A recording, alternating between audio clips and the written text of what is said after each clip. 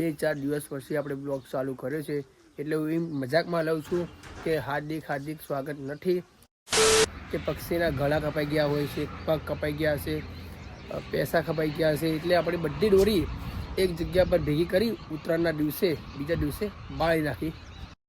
દેખાડી છે બિલેગન દેખાડી તો જુઓ, દેખો ગ્રીન કલરની બસ દેખાડી છે. આ જો સૂર્ય કેટલો મસ્ત લાગે છે, વિડીયોના અંદર મસ્ત લાગતો છે, રિયલ લાઈફના અંદર પણ મસ્ત લાગતો છે. જોઈ લો, વિડીયો બનાવ્યો એટલે તડકો નતો, મોસમ કેવું હતું ખબર, અંધારા જેવું લાગતું હતું, અને વિડીયો બંધ કરીને પાછું ચાલુ કરીને એ જો આખી બધી જગ્યાએ તડકો નીકળી ગઈ. જો તમને દેખાડી જશે. હેલો ટુ ફેમિલી, કેમ છો? તમારું હાર્દિક अबे जल्दी बोल, कल सुबह पनवेल निकल. સ્વાગત નથી તો સ્વાગત છે. તો ગાઈસ, ખોટું ના લગાડતા, 2-4 દિવસ પછી આપણે બ્લોગ ચાલુ કર્યો છે, એટલે હું એમ મજાકમાં લઉં છું કે હાર્દિક સ્વાગત નથી. તો પાછળથી બોલ્યો છું કે હાર્દિક સ્વાગત છે. તો આપણે ફરીથી 10 વાગે બ્લોગ ચાલુ કરી નાખ્યો છે. આપણે પરીક્ષા ચાલુ થઈ ગઈ છે, તો પણ આપણે બ્લોગ બનાવશો, એ પણ 4-5 દિવસ રજા આવી છે, એટલે આપણે કીધું કે ઘર છીએ એટલે લોંગ બ્લોગ બનાવી નાખીએ. તો લોંગ બ્લોગ તો બનાવી નાખ્યો, બને જ છે, ચાલુ છે, બનાવી નાખ્યો ચાલુ છે. અને આપણે આપણા ઘર પર આવી ગયા છીએ બ્લોગ બનાવવા માટે, કેમ કે પાછળ મોસમ સારામાં સારું મોસમ છે. અને બીજી વાત કે 2-3 દિવસ થયા ઉત્તરાયણ પડી ગઈ. હવે આવતા વર્ષની વાત. તો આપણે ધાબા પર આવ્યા તો જોઈ લો, પતંગો એવી નહીં પડી જાય. જો 1, 2, 3, 4 અને દોરી પણ કેટલી બધી પડી છે. બધી દોરી બાળી નાખી, કેમ કે પક્ષીઓના પગમાં વેટાઈ છે, એટલે પક્ષીઓ મરી જાય છે. તમે ઇન્સ્ટાગ્રામના રીલના અંદર જોતા હશો, યુટ્યુબના અંદર કે ઇન્સ્ટાગ્રામના અંદર, કે બહુ બધા વિડીયો આવે છે કે પક્ષીના ગળા કપાઈ ગયા હોય છે, પગ કપાઈ ગયા હશે, પૈસા કપાઈ ગયા હશે, એટલે આપણી બધી દોરી એક જગ્યા પર ભેગી કરી ઉત્તરાયણના દિવસે બીજા દિવસે બાળી નાખી.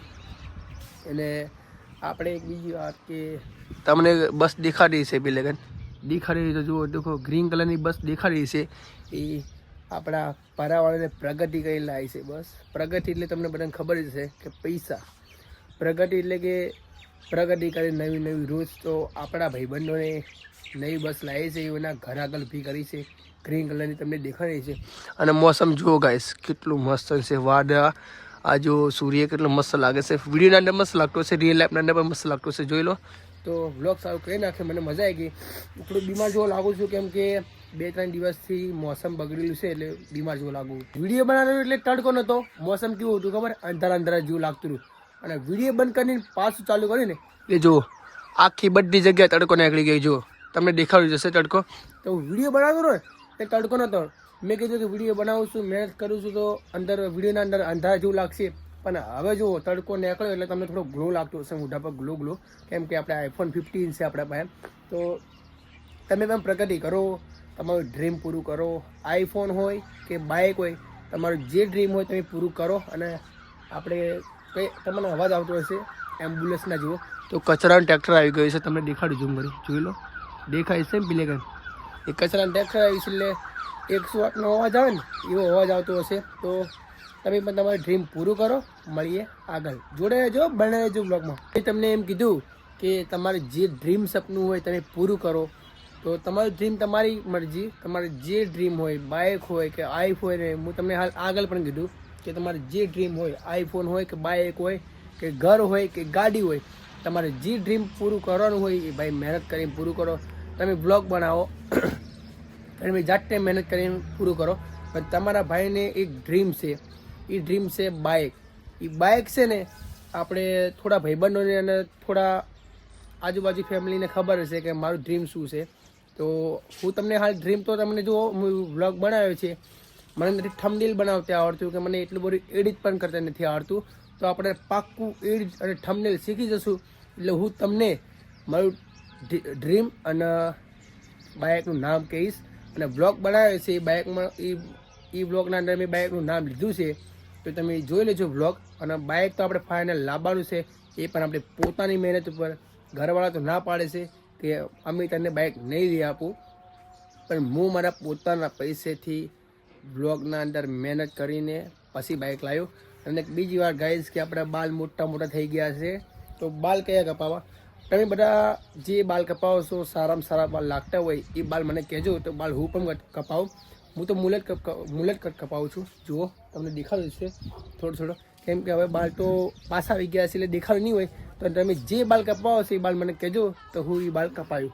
ગાઈસ તમારા ભાઈ નીચે આવી ગયો છે ઘરના અને તમે બધા વ્લોગ જોયા છે મારા બીજા 2-4 વ્લોગ નાખેલા છે તેના અંદર હું મારું ઘર બતાવ્યું છે. તો આજે બ્લોગના અંદર હું ફરીથી મારું ઘર બતાવી નાખું તમને.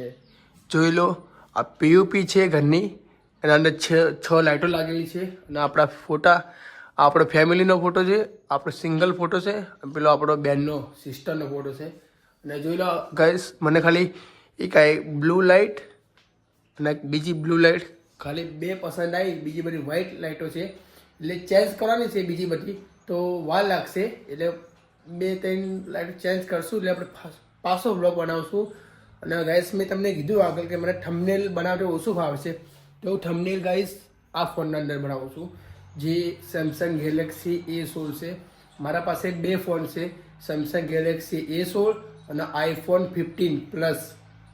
તો હું થંબનેલ આના અંદર બનાવું છું અને બ્લોગ કેપકટના અંદર એડિટ કરું છું એ પણ આઈફોનના અંદર. તો 2 ફોન યુઝ કરું છું હું બ્લોગ બનાવવા થંબનેલ બનાવવા માટે. તો આ છે આપણું ઘર, પાછળ તમને દેખાતું હશે.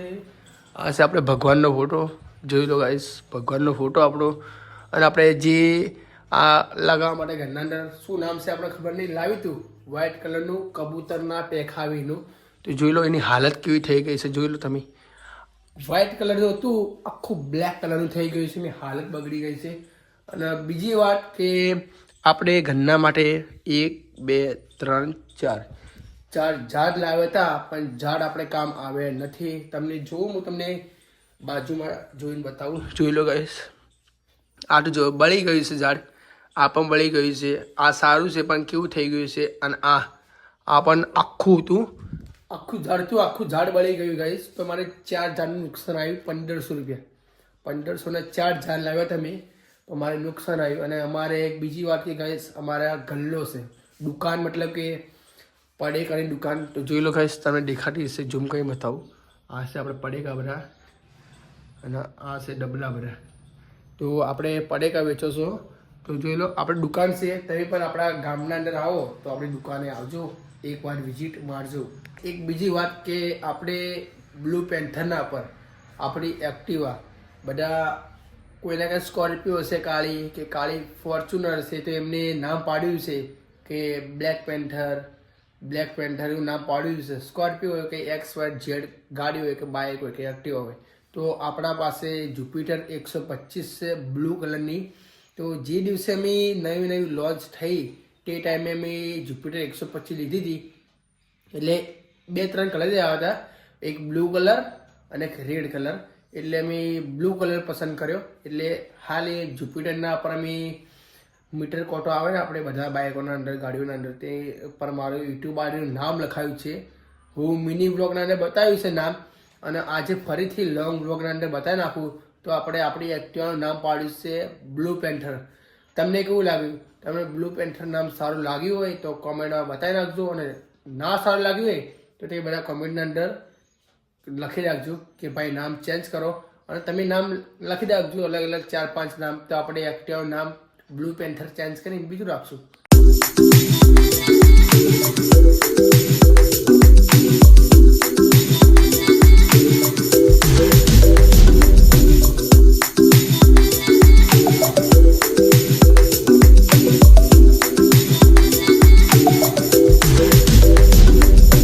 તમને વ્લોગ કેવો લાગ્યો? સારો લાગ્યો કે અરે ભૈયા શું બોલી ગયો? હા સારું લાગ્યું તો લાઈક સબસ્ક્રાઈબ શેર કરી નાખજો. મળીએ બીજા બ્લોગના અંદર. અને હા આપણા ડેલી બ્લોગ આવશે. આજે આપણે લોંગ બ્લોગ બનાવ્યા, મજા આવી ગઈ. શોર્ટ બ્લોગ કરતાં લોંગ બ્લોગ બનાવવામાં મજા આવી ગઈ. આખો દિવસ નીકળી ગયો. તો મળીએ બીજા બ્લોગના અંદર.